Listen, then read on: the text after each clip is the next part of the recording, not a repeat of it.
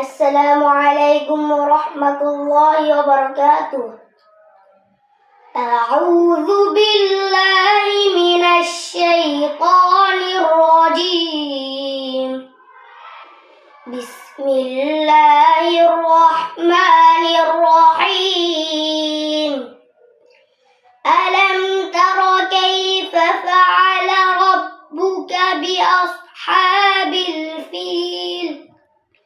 ألم يجعل كيدهم في تضليل وأرسل عليهم طيرا أبابيل ترميهم بحجارة من سجيل فجعلهم كعصف مأكول.